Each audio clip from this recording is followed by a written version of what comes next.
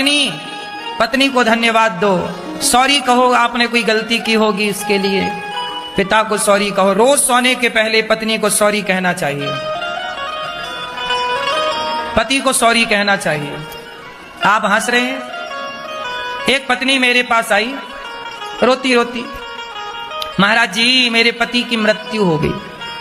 रो रही थी, हमने समझाया, बोले महाराज जी हमारे पति की मृत्यु हो गई, मर गए वो, हम इसलिए नहीं रो रहे हैं। फिर काहे रो रही हो? जिस दिन उनकी मृत्यु हुई उस दिन मेरी उनसे ना थोड़ी सी बात पर कहा सुनी हो गई थी, कोई बहुत बड़ी बात नहीं थी, और मैं गलती मेरी थी जरा सी। वो थके हुए आए थे और मैंने घर की छोटी छोटी बातों की शिकायत करनी शुरू कर दी। तो उन्होंने कहा कि मैं थका हुआ आया हूं, तुमने पानी तक तो पूछा नहीं, और शिकायतें लेके बैठ गई। तो उन्होंने थोड़ी नाराजगी से कह दिया कि तुम्हारा तो यही काम है। तो मैं नाराज हो गई और रात को ही उनको अटैक आ गया।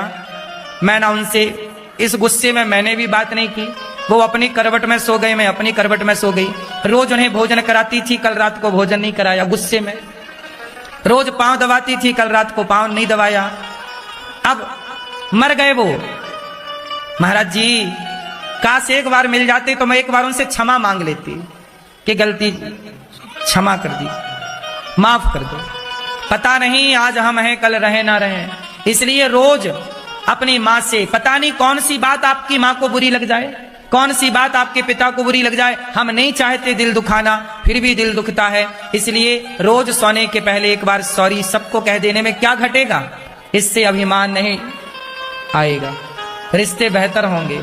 क्यों जी, बात सही है।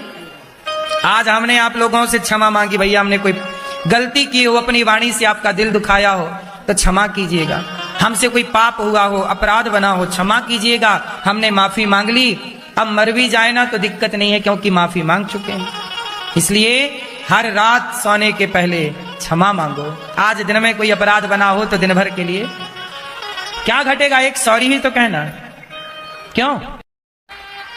कर्म करने से ही तो भाग्य का निर्माण होता है।